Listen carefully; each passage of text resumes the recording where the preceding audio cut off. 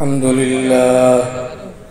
لله نحمده ونستعينه ونستغفره ونعوذ بالله من شرور أنفسنا ومن سيئات أعمالنا من يهده الله فلا مضل له ومن يضلل فلا هادي له ونشهد أن لا إله إلا الله وحده لا شريك له ونشهد أن سيدنا ومولانا محمدا عبده ورسوله أما بعد فأعوذ بالله من الشيطان الرجيم بسم الله الرحمن الرحيم إن الدين عند الله الإسلام صدق الله مولانا العظيم.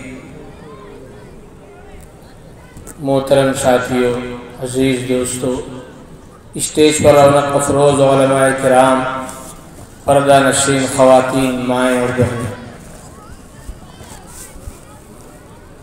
اس مہاراج گنج میں غالباً تیسری یا چوتھی مرتبہ حاضر ہو رہی ہے.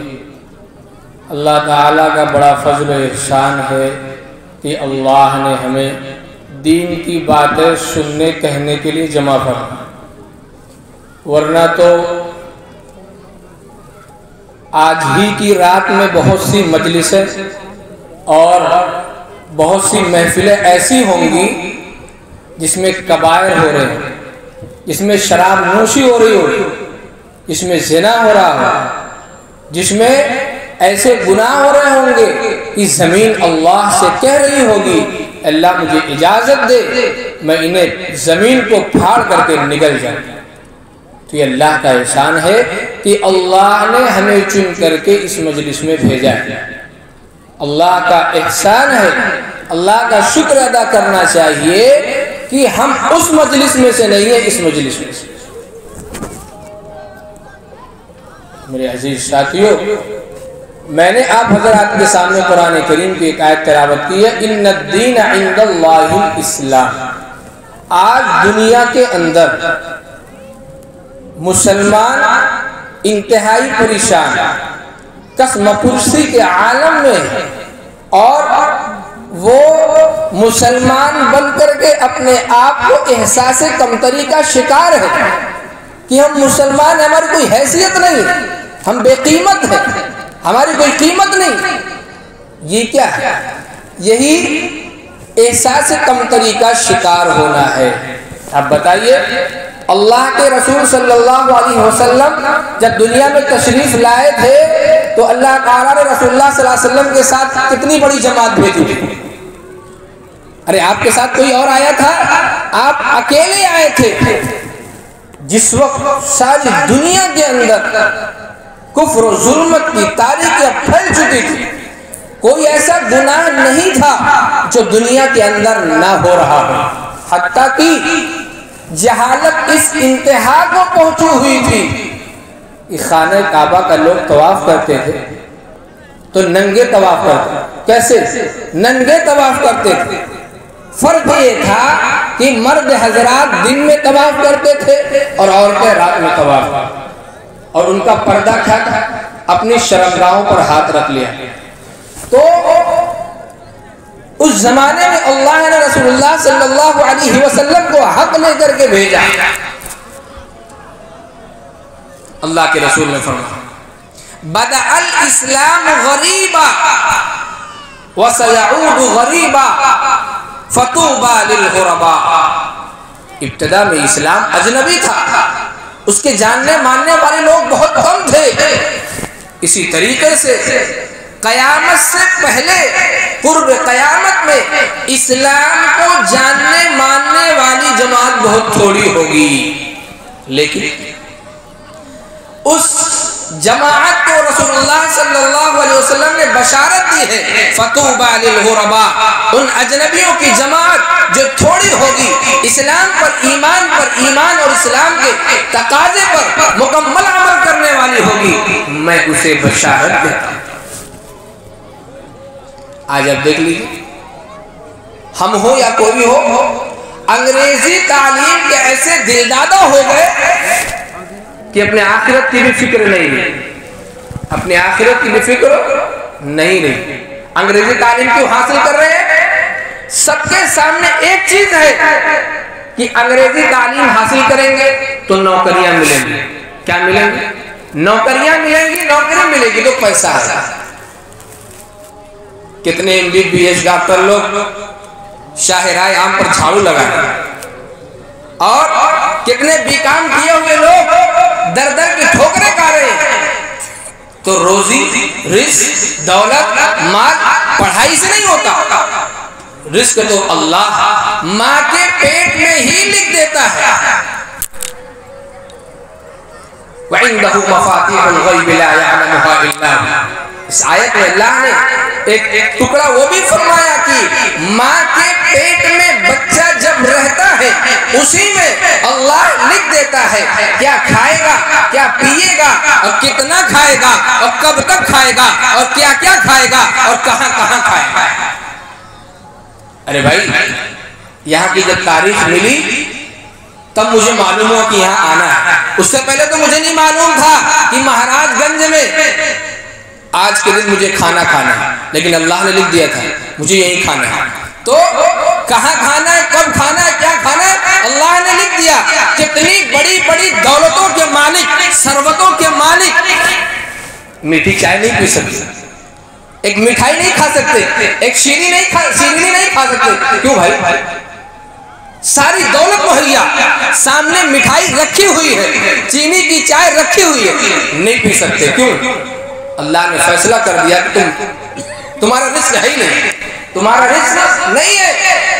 اگر رزق ہمارا ہوگا تو پتھروں کے درمیان میں بھی ہوگا تو ہماری حلق میں آ کر کے اترے گا۔ واقعہ لکھا ہے کہ ایک آدمی کو سوال ہو گیا کہ اللہ جو ہے کہاں سے رزق کھلاتا ہے، اور یہ چھوٹے چھوٹے کیڑے مکوڑے ان کو رزق کہاں سے ملتا ہے؟ تو اس نے دیکھا ایک ماجرا ایسا کہ کوئی پتھر تھا وہ ٹوٹ گیا، کوئی پتھر تھا وہ ٹوٹ گیا، اور اس پتھر کے درمیان سے چھوٹا کیڑا نکلا جس کے منہ میں سبز پتیاں نظر آ رہی تھی، جس کے منہ میں سبز پتیاں نظر آ رہی تھی۔ تو کھلانے والا کون ہے؟ اللہ ہے۔ سلیمان علیہ السلام انہوں نے اللہ سے کہا کہ اے اللہ، میں دنیا کی جتنی بھی مخلوق ہے میں ان کو دعوت دینا چاہتا ہوں۔ اللہ نے کہا کہ سلیمان تم دعوت نہیں دے پاؤ، تم دعوت نہیں دے پاؤ گے۔ سلیمان علیہ السلام نے کہا کہ اللہ تعالیٰ اجازت دیجیے میں دعوت دوں گا۔ اللہ سے اجازت لی، اللہ نے کہا ٹھیک ہے کر سکتے ہو دعوت۔ مشرق و مغرب تک آپ کی حکومت تھی، اجنہ پر، ہواؤں پر، دریاؤں پر، ساری مخلوق پر آپ کو دسترس اور حکومت حاصل تھی۔ ہوا کو آپ نے حکم دیا کہ کھانوں پر چلتی رہے تاکہ کھانا سڑے نہ، اور اجنہ کو آپ نے کاموں پر لگا دیا کہ تم فٹافٹ کام کرتے رہو۔ جب کھانا بن کے تیار ہوا تو اللہ نے پوچھا سلیمان کہاں سے شروع کرو گے، کس مخلوق سے شروع کرو گے؟ دریائی مخلوق سے، زمین پر دابۃ الارض، زمین پر چلنے والی مخلوق سے، ہواؤں میں اڑنے والی مخلوق سے، آگ میں رہنے والی مخلوق سے، اور انسانوں سے، جناتوں سے کہاں سے شروع کرو گے؟ سلیمان علیہ السلام نے کہا کہ اے اللہ پہلے تو دریا کی ہی مخلوق سے شروع کیا، دریا کی ہی مخلوق سے شروع کیا۔ اللہ نے کہا ٹھیک ہے۔ آج سلیمان کیا دعوت ہے؟ اللہ نے ساری مخلوق کا رزق اس وقت کے لیے بند کر دیا۔ ارے بھائی ہماری آج دعوت ہے تو ہمارا کھانا ہمارے گھر پہ نہیں بنے گا، ہماری آج یہاں دعوت ہے تو ہمارے گھر پہ ہمارا کھانا نہیں بنے گا۔ اللہ نے کہا کہ اے میری ساری مخلوق، کل دوپہر میں سلیمان علیہ السلام کا تم لوگوں کی دعوت ہے، میرے دسترخوان پر تم لوگوں کے لیے کوئی کھانا کل نہیں ہوگا۔ مچھلی آئی، اس نے کہا کہ سلیمان علیہ السلام اللہ کے نبی حاضر کیجئے، دسترخوان لگا۔ اس مچھلی نے آدھے ہی لقمے میں سارا کھانا ختم کر دیا، سارا کھانا ختم کر دیا۔ اس کے بعد مچھلی نے بھی شکایت کی، سلیمان علیہ السلام آپ میزبان ہیں، میں مہمان ہوں، آپ میری بے عزتی کر رہے ہیں، آدھا پیٹ کھلا کر کے واپس کر رہے۔ ابھی دنیا کی ساری مخلوق اور جو ایک مچھلی آئی تھی کھانے کے لیے، اس جیسی نہ جانے بے شمار لا تعداد مچھلیاں ابھی سمندر میں اس انتظار میں ہے کہ سلیمان کی دعوت پر ہماری دعوت ہوگی۔ سلیمان علیہ السلام نے جب دیکھا کہ ایک مچھلی کے آدھے لقمے میں سارا کھانا ختم ہو گیا، فوراً بارگاہ رب العزت میں سجدہ ریز ہو گئے، اپنی پیشانی کو رب ذوالجلال کے آمنے زمین پر پٹک دیا کہ اے اللہ، اپنی مخلوق کو تو ہی کھلا سکتا ہے، کسی بندے کے اندر طاقت نہیں کہ کوئی کسی کو کھلا سکتا۔ ہم یہ سمجھتے ہیں کہ ہم دنیا کی تعلیم حاصل کر کے دولتیں جمع کر لیں گے۔ من كان يريد حرث الآخرة نزد له في حرثه ومن كان يريد حرث الدنيا نؤته منها وما له في الآخرة من نصيب۔ آپ کھیتوں میں نکل جائیے، اس کو ٹریکٹر لگا کے جوت دیجئے، 10 دن کے بعد اس کو بو دیجئے اور اس کے بعد اس کو کاٹ لیجئے، پھل مل گیا، یقیناً مل گیا، لیکن یہ پھل جو ہے آپ کو قیامت میں نہیں ملے گا۔ ایک مثال سے سمجھو، یہ پھل آپ کو قیامت میں نہیں ملے گا، یہی مل چکا۔ تو دنیا کے لیے، دنیا میں جو لوگ دنیا کی دولت، دنیا کو حاصل کرنے کے لیے، دنیا کو طلب کرنے کے لیے اپنی ساری زندگیاں صرف کر دیتے ہیں، میرے بھائیوں، اسی کے لیے قرآن کہتا ہے تم اللہ کی عبادت کے لیے پیدا کیے گئے۔ وَمَا خَلَقْتُ الْجِنَّ وَالْإِنسَ إِلَّا لِيَعْبُدُونَ۔ اللہ نے جناتوں اور انسانوں کو خاص اپنی عبادت، اپنی معرفت، اپنی پہچان کے واسطے پیدا کیا۔ اگر یہ مخلوق اللہ کی عبادت سے ہٹ کر کے اپنی زندگی کو عیاشیوں، مکاریوں، دولتوں کے جمع کرنے، دنیا جس کو مکھی کے پر کے برابر بھی رسول اللہ نے اس کی قیمت نہیں لگائی، فرمایا الدنیا متاع، متاع کہتے ہیں صافی کو، متاع کہتے ہیں صافی کو۔ ہمارے گھر میں کچنوں میں ایک کپڑا رکھا جاتا ہے، کچن میں ایک چھوٹا سا کپڑا رکھا جاتا ہے برتن کو صاف کرنے کے لیے یا پتیلی کو اٹھانے کے لیے، اس کو صافی کہتے ہیں، اس کو صافی کہتے ہیں۔ اور وہ اربوں خربوں کے خرید کے آتی ہے نا، ارے بھائی وہ کتنے کی خرید کے آتی ہے؟ وہ خرید کے نہیں آتی، گھر کا وہ کپڑا جو کسی بھی چیز میں استعمال کے قابل نہیں ہوتا وہ صافی بنا دیتا ہے۔ گھر کا جو کپڑا کسی کام میں استعمال کے قابل نہیں ہوتا اس کو کچن کی صافی بنا دیا جاتا ہے۔ اب اس صافی کی کیا قیمت آپ اندازہ لگائیں، اسی کو عربی میں متاع کہتے ہیں، اتنی ہی قیمت دنیا کی ہے، اتنی ہی قیمت دنیا کی ہے۔ اللہ نے اپنی عبادت و معرفت کے واسطے ہمیں پیدا کیا اور ہم دنیا کا مال جمع کرنے کے لیے دنیا میں لگ گئے، اپنی زندگیوں کو صرف کرنے لگے۔ اسی کو اللہ کہتے ہیں من کان یرید حرث الآخرۃ نزد له فی حرثہ ومن کان یرید حرث الدنیا نؤتہ منها وما له فی الآخرۃ من نصیب۔ دنیا میں جو تم دولتیں جمع کرتے رہے، دنیا کو جمع کرنے کے واسطے وہ دنیا میں رہ جائے گی، تمہیں آخرت میں اس کا کوئی حصہ ملنے والا نہیں ہے۔ اور لیکن اگر ہم نے دنیا میں آخرت کے لیے نمازیں پڑھی، روزے رکھے، زکوٰۃ دی، اللہ کی فرما برداری کی، اسلام اور ایمان کے تقاضے پر عمل کرتے رہے، دولت بھی آئی تو ہم نے اللہ کی مرضی کی جگہوں پر خرچ کیا، تو یقیناً آخرت میں اس کا حصہ ملنے والا، آخرت میں اس کا حصہ ملنے والا۔ آج اب دیکھ لیجئے ارتداد کی آگ بہت تیزی سے پھیل رہی ہے، خصوصاً نوجوان بچیاں اپنے ایمان کو اس دنیا کے ٹھیکرے کے سامنے فروخت کر رہی ہیں۔ ایمان معمولی چیز ہے، ایمان اللہ کی عطا ہے، اللہ کی نعمت ہے۔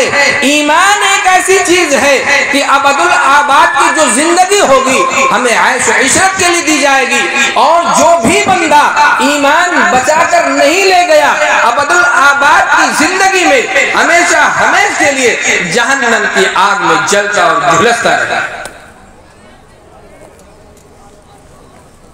اگر ایک بھی ایمان والا اسلام والا بندہ مرتد ہو جائے تو سارے مسلمانوں کو تڑپ جانا چاہیے، لیکن کیا آج ہمارا یہ حال ہے؟ جیسے لگتا ہے کسی نے جادو کر دیا ہو مسلمانوں پر، کچھ سمجھ میں نہیں آنا کیا کرنا ہے کیا نہیں کرنا۔ اور اس کی ارتداد کی جو آگ بھڑک رہی ہے، اس کی سب سے بڑی وجہ مخلوط تعلیم، مخلوط تعلیم۔ ہم تو بہت خوش ہو گئے، ہماری بچی نے گریجویشن کر لیا، ہماری بچی ڈاکٹر بن گئی، ہماری بچی پائلٹ بن گئی، لیکن ایسے پائلٹ بننے سے کیا فائدہ کہ 60 سال کی زندگی کے بعد ہمیشہ جہنم میں جلنا پڑے۔ کامیاب ہے وہ شخص جس نے اپنی ایمان کی دولت کو بچا کر کے اللہ کے دربار میں لے کے چلا۔ اربوں خربوں کی دنیا ہو، ساری دنیا کا ایک شخص مالک ہو، لیکن اس کے پاس ایمان کی دولت نہ ہو تو دنیا کی دولت کسی کام کی۔ تو ان الدین عند اللہ الاسلام، اللہ کے نزدیک جو دین ہے وہ اسلام ہے۔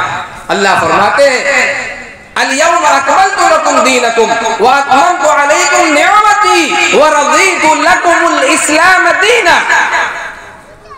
اللہ نے ہمارے لیے کیا پسند کی؟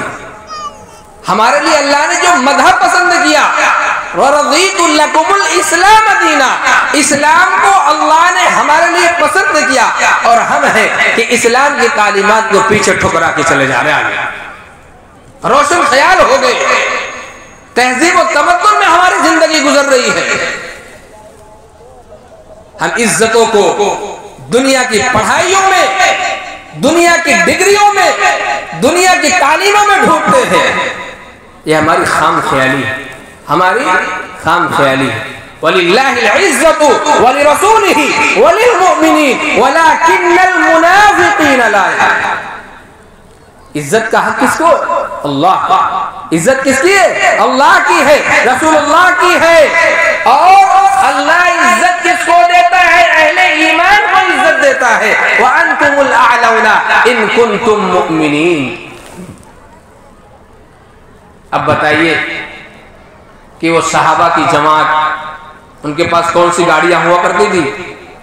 صحابہ بڑی مہنگی گاڑیوں سے چلتے تھے، صحابہ کے پاس بڑا تاج و تخت تھا، صحابہ کے پاس اونچی اونچی بلڈنگیں تھی، کچھ بھی نہیں تھا۔ ایک اعرابی جب حضرت عمر کی خلافت کا زمانہ چل رہا ہے، ساری دنیا میں عمر کا چرچا ہے، حضرت عمر کے بارے میں ایک بات اور سنیے۔ آج ہم لوگ اپنے گھر کے راعی ہیں، سرپرست ہیں، اپنے پورے چھوٹے سے گھر کو نہیں چلا سکتے، چھوٹے سے گھر کو صحیح سے سنبھال نہیں پا رہے۔ آج لوگ دنیا میں حکومتیں کرتے ہیں، ایک صوبہ چلاتے ہیں، ایک ملک چلاتے ہیں، لیکن اپنا نفاذ جو ہے، اپنے قوانین پورے ملک میں یکساں ایک طرح سے قائم نہیں کر پا رہے ہیں۔ حضرت عمر کی ایسی خلافت تھی، حضرت عمر ایسے امیر تھے کہ بیک وقت ان کی جہاں جہاں بھی حکومت تھی، اسلامی قوانین یکساں ایک طریقے سے پوری جگہ پر نافذ تھے۔ ایسا نہیں تھا کہ کہیں ظلم ہو رہا ہو، کہیں زنا ہو رہا ہو، کہیں شراب نوشی ہو رہی، نہیں، یہ عمر کا انصاف تھا۔ حضرت عمر جب چلتے تھے اور کبھی پیچھے گھوم کے اگر صحابہ کی جماعت کو دیکھ لیا، صحابہ گھٹنوں کے بل گر جاتے تھے روح کی وجہ سے۔ اللہ کے رسول نے فرمایا لو کان بعدی نبی لکان عمر، میرے بعد اگر دنیا میں اللہ کسی کو نبی بنا کر کے بھیجتا تو عمر کو بھیجتا۔ وہی عمر بیت المقدس کے فتح کے لیے جائے، ان کے ساتھ ایک غلام بھی ہے۔ تو معاملہ یہ طے ہوا کہ کچھ دیر غلام اونٹ پر بیٹھے گا، عمر نکیل کھینچتا رہے گا، اور کچھ دیر عمر اوپر بیٹھے گا، غلام نکیل کھینچتا رہے گا۔ اور اللہ کا کرنا ایسا ہوا، بیت المقدس میں داخلے کا جو وقت تھا اس وقت میں عمر اونٹ کی نکیل کھینچ رہے تھے، غلام اوپر اونٹ پر بیٹھا ہوا۔ آج ہم اپنے غلاموں کے ساتھ، اپنے محتاطوں کے ساتھ یہ معاملہ کرتے نہیں۔ غلام اوپر بیٹھے گا، ہم نکیل کھینچیں گے تو عزت کیا رہ جائے گا؟ لیجیے، اللہ کی نافرمانی میں کبھی بھی عزت ڈھونڈو گے وہ نہیں ملے گی، اللہ کی فرما برداری میں عزت ملے گی، نافرمانی میں کبھی عزت نہیں مل سکتی۔ آگے دیکھیں، عمر نکیل کھینچتے ہوئے جب داخل ہوئے تو ان کی کتابوں میں یہ لکھا تھا، مسلمانوں کا جو خلیفہ ہوگا، مسلمانوں کا جو امیر ہوگا، جس وقت بیت المقدس میں داخل ہوگا، اس کا غلام اونٹ پر بیٹھا ہوا ہوگا اور اس کا آقا اونٹ کی نکیل پکڑے ہوئے بیت المقدس میں داخل ہوگا۔ کسی طرح کی کوئی بھی جنگ کرنے کی ضرورت نہیں پڑی، ان لوگوں نے خود بیت المقدس کو حضرت عمر کے حوالے کر دیا۔ ہم سمجھیں، ہم یہ چاہیں اپنی طاقت سے، اپنی تدبیر سے کسی کو مات کر دیں، کسی کو دبوچ لیں، کسی کا مقابلہ کر لیں، نہیں کر سکتے۔ تدبیر اللہ کی چلے جائے۔ آپ یہ چاہیں کہ اپنی تدبیر سے اسلام کو دنیا میں پھیلا دیں، نہیں ہو سکتا۔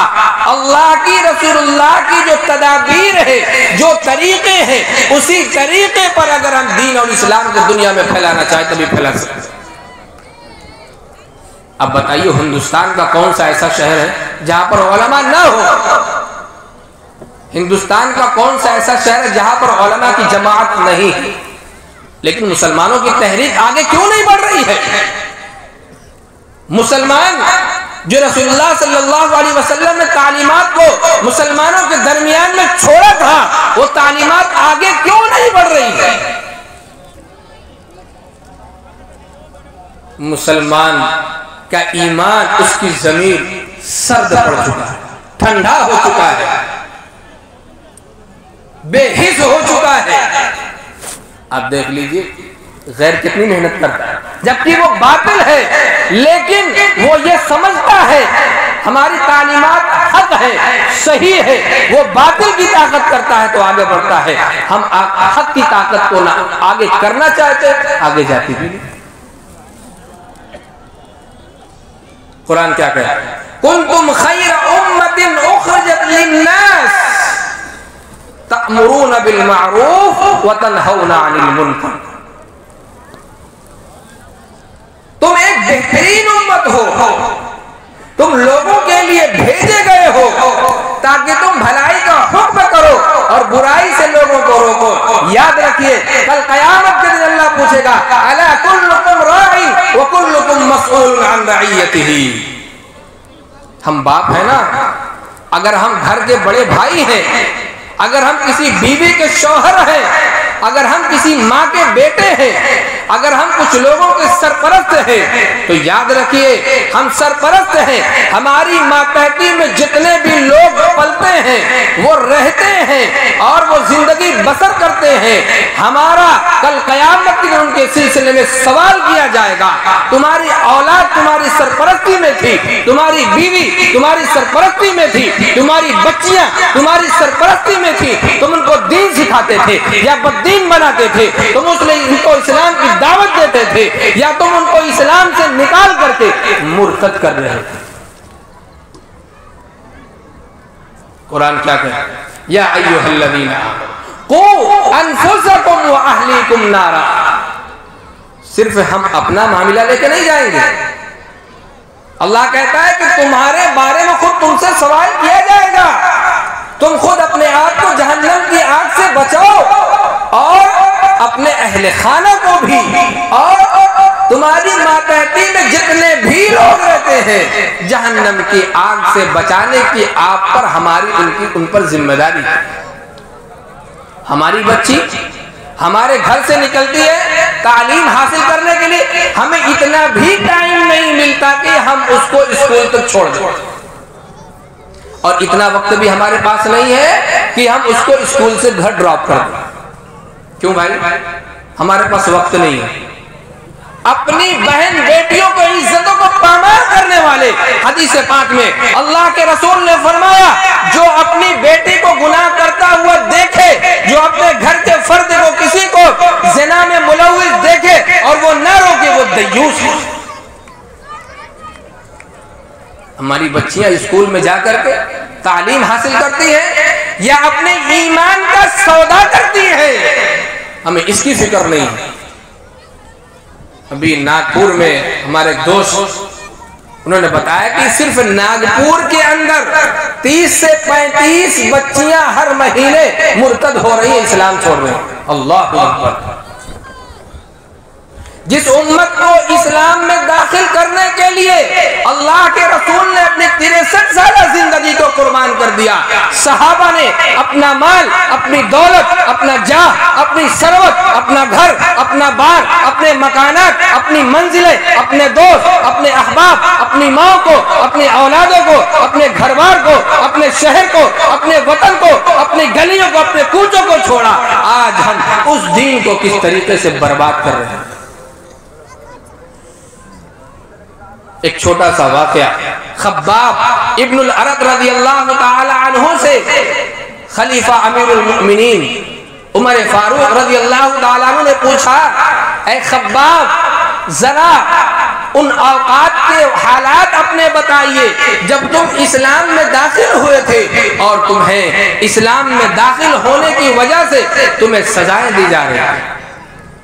حضرت خباب نے فرمایا، امیر المؤمنین ان زندگیوں کے سارے حالات آپ کیا سنیں گے، ایک تھوڑی سی حالت میں بتاتا ہوں. جب میں اسلام لایا اور اس وقت اسلام کمزور تھا، مجھے جو سزائیں دی جاتی تھی اس میں سے سب سے چھوٹی سزا یہ ہے، مجھے آگ کے کوئلوں پر دہکا کر کے اس میں سے کھینچا جاتا تھا اور وہ کوئلہ جو آگ سے دہک رہا ہوتا تھا وہ میرے جسم سے جلنے کی وجہ سے جو خون، جو پانی، میرے جسموں کے زخم سے جو پانی نکلتا تھا اس پانی سے وہ آگ بجھتی تھی، اس پانی سے وہ آگ بجھتی تھی. صحابہ نے کتنی قربانیاں دی. صحابہ کی قبریں مدینہ منورہ میں آپ کہیں پائیں گے. صحابہ نے اپنا شہر چھوڑ کر کے اطراف عالم میں وہ دین کو لے کر کے، اللہ کے پیغام کو لے کر کے، رسول اللہ کی تعلیمات کو لے کر کے ساری دنیا میں پھیل گئے کہ اس پیغام کو آنے والے امت نے ایک ایک فرد تک پہنچایا جائے. آج ہم دوسری قوموں کو یہ طعنہ دیتے ہیں کہ اسلام کو دبایا جاتا ہے، اسلام سے روکا جاتا ہے، اسلام سے دشمنیاں کی جاتی ہیں. غیر اسلام سے دشمنی نہیں کر رہا ہے، ہم خود اسلام کے دشمن ہیں. کہتے ہیں نا کہ ظالم لوگ ہم پر حکومت کرتے ہیں. ظالم حکومت نہیں کرتا، وہ ہمارا نام عمل ہے، وہ ہمارا نام عمل ہے. اعمالکم عمالکم. صحابہ کو بادشاہ کون ملا؟ ارے صحابہ کو بادشاہ کون ملا؟ بولیے بھائی. آپ لوگ بولتے ہیں صحابہ کا بادشاہ کون تھا؟ رسول اللہ تھے. اللہ کے بعد بعد الخدا بزرگ تو ہی قصہ مختصر. اللہ کے بعد جس کا نمبر ہے وہ بادشاہ ہوتا تھا صحابہ کا. کیوں؟ کیونکہ صحابہ اللہ کے سچے بندے تھے. تو جیسی رعایا ہوتی ہے اسی طریقے سے ان کا بادشاہ ملتا ہے. ہمارے اعمال اتنے خراب ہو چکے، ہمارے اعمال اتنے بدتر ہو چکے، ہمارے ایمان کی حرارت ایسی سرد پڑ چکی کہ پیشاب پینے والے ہماری بادشاہت کر رہے ہیں. ہمیں اپنے ایمان اور اسلام کا جائزہ لینا چاہیے. وَمَن يَبْتَغِي غَيْرَ الْإِسْلَامِ دِينًا فَلَن يُقْبَلَ مِنْهُ وَهُوَ فِي الْآخِرَةِ مِنَ الْخَاسِرِينَ. یاد رکھیے مسلمانوں، ہم ہو، کوئی بھی ہو، مرد ہو، عورت ہو، جوان ہو، بوڑھا ہو، بچہ ہو، اگر اسلام لے کر کے اللہ کے دربار میں نہیں جائے گا، دنیا کی کسی بھی ڈگری کی وہاں کوئی پوچھ تاچھ نہیں ہوگی. وہاں تو اسلام پوچھا جائے گا, وہاں تو ایمان پوچھا جائے گا, وہاں نماز پوچھی جائے گی. وہاں جب ایمان لے کے جائیں گے تبھی سوال کیا جائے گا نمازوں کا. ایمان نہیں ہوگا تو کوئی بھی دین نہیں, کوئی بھی ڈگری نہیں. آپ پائلٹ ہو, آپ گریجویٹ کر لیے ہو, آپ کسی بھی کمپنی کے آفیسر ہو, اس کے مالک ہو, آپ دنیا کی کسی بھی دولت کے مالک ہو, آپ کی کوئی وہاں ویلو نہیں ہوگی. ویلو کس کی ہوگی؟ ایک فقیر, ایک مسکین, پھٹا کپڑا پہننے والا, پرانا کپڑا پہننے والا, اس کے پاس کوئی بھی گھر نہیں, اس کے پاس کوئی گاڑی نہیں, اس کے پاس کوئی ثروت نہیں, اس کے پاس دنیا میں کھانے پینے کی بہت معمولی چیز ہے, لیکن پھر بھی اگر اللہ کے ہاں ایمان سلامت لے کے جائے گا تو فرشتے جنت میں اللہ کی طرف سے ہمارا اور آپ کا سلام لے کے پہنچیں گے. صحابہ کا گھر کیسا ہوا کرتا؟ سعد بن ابی وقاص جو حکمراں تھے, لیکن ان کے گھر میں منڈئی میں سوکھی روٹی کھوس کے رکھتے تھے. کھانے کا وقت ہوتا تھا تو پانی لاتے تھے, اس پانی میں روٹی کو ڈالتے تھے اور اسی کو کھاتے تھے اور کہتے تھے میں بھیگی روٹی اس لیے کھا رہا ہوں. مرغ مسلم بھی کھا سکتے تھے لیکن اس لیے نہیں کھاتے تھے کہیں محمد رسول اللہ کا کوئی امتی بھوکا نہ ہو اور میں یہاں مرغ مسلم کھا رہا. میں کہہ رہا تھا کہ حضرت عمر جو ہے, ایک آدمی نے, اس نے اعرابی نے کہا کہ چلو مسلمانوں کا جو خلیفہ ہے اس کا محل دیکھتے ہیں. مسلمانوں کا جو خلیفہ ہے اس کا محل دیکھتے ہیں کیسا محل ہے. آج بھائی جو آدمی کسی قوم کا سربراہ ہوتا ہے اس کا تو پہلے محل بنتا ہے, گاڑیاں آتی ہے, قوم جائے بھاگ بھاگ. اللہ کے رسول نے فرمایا سید القوم خادمہم, قوم کا جو سردار ہوتا ہے وہ قوم کا خادم ہوتا ہے, وہ قوم کا آقا نہیں ہوتا. تو حضرت عمر اس نے کہا کہ چلتے ہیں مسلمانوں کے خلیفہ کا گھر دیکھتے ہیں. نکلا, راستے میں کوئی صحابی ملے, پوچھا صاحب کہاں جا رہے؟ کہا کہ مسلمانوں کے خلیفہ کا تاج محل دیکھنے جا رہے ہیں. اس کی بلڈنگ دیکھیں گے کتنی بڑی ہوگی, جو 6 لاکھ مربع میل پر حکومت کرنے والا بادشاہ ہے, اس کے پاس گھر بھی بہت عمدہ ہوگا.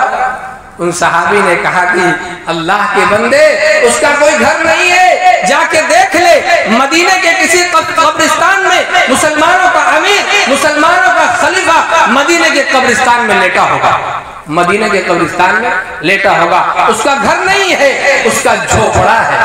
اس کا گھر نہیں ہے, اس کا جھوپڑا ہے. جب وہ شخص مدینہ کے قبرستان میں پہنچتا ہے, عمر ایک چادر اوڑھ کر کے, ایک ازار پہن کر کے, ایک درہ لے کر کے جنت البقیع میں لیٹے ہوئے تھے. اس شخص نے دیکھا تو دیکھ کر کے تھرا گیا کہ اتنا بڑا بادشاہ, دنیا سے کوئی اس کی فکر نہیں ہے, دنیا کے مال و دولت کی. اگر دنیا کے مال و دولت, دنیا کے ڈگریوں کے اللہ کے یہاں کوئی قیمت ہوتی تو سب سے بڑی ڈگری جناب محمد رسول اللہ کی ہوتے, سب سے بڑی جائیداد جناب محمد رسول اللہ صلی اللہ علیہ وسلم کی آج دنیا میں ہوتی, سب سے بڑی وراثت جناب محمد رسول اللہ صلی اللہ علیہ وسلم چھوڑ کر گئے. لیکن اللہ کے رسول کیا چھوڑ کر کے گئے؟ قرآن, سنت. فرمایا کہ اللہ کے رسول صلی اللہ علیہ وسلم میں تمہارے درمیان 2 ایسے چیز چھوڑ کر کے جا رہا ہوں, اگر تم اس پر عمل کرو گے تو کبھی گمراہ نہیں ہو, کبھی راستے سے بھٹکو گے نہیں. لیکن اے مسلمانوں, ہمیں کیا ہو گیا ہے کہ جو نبی ہمارے لیے راتوں رات روتا تھا, ہمارے لیے ساری زندگی تڑپتا تھا, اور کل قیامت کے دن محشر کے میدان میں جس دن یوم یفر المرء من اخیہ وامہ وابیہ وصاحبتہ وبنیہ لکل امرئ منہم یومئذ شأن یغنیہ, جس دن نہ بیٹا باپ کا ہوگا, نہ باپ بیٹے کا ہوگا, نہ بیوی شوہر کی ہوگی, نہ شوہر بیوی کا ہوگا, نہ دوست احباب کے ہوں گے, نہ کوئی دوست کسی دوست کا ساتھ ساتھ دے گا. اس دن میرا نبی اپنی امت کے لیے فکر مند ہوگا, یا رب امتی یا رب امتی. اس امت, اس نبی کی اے امتیوں, اس نبی سے غداری نہ کرو, اس نبی سے بے وفائی مت کرو, اس نبی کی شریعت و سنت سے کھلواڑ مت کرو. اس نبی کی شریعت و سنت کا آج عزم مصمم کر کے اس نبی کے جھنڈے کو آج ہم وعدہ کریں گے, آج کے بعد رسول اللہ کی جو شریعت ہے ہم مکمل اس پر عمل کریں گے، ہم سے جو بندہ بھی ملے گا اس پر رسول اللہ کی شریعت پر عمل کرنے کا ارادہ لیں گے۔ اللہ تعالی ہم سب کو اپنی محبت، اپنی معرفت عطا فرمائے اور رسول اللہ صلی اللہ علیہ وسلم کا سچا پکا امتی بنائے۔ وآخر دعوانا الحمدللہ۔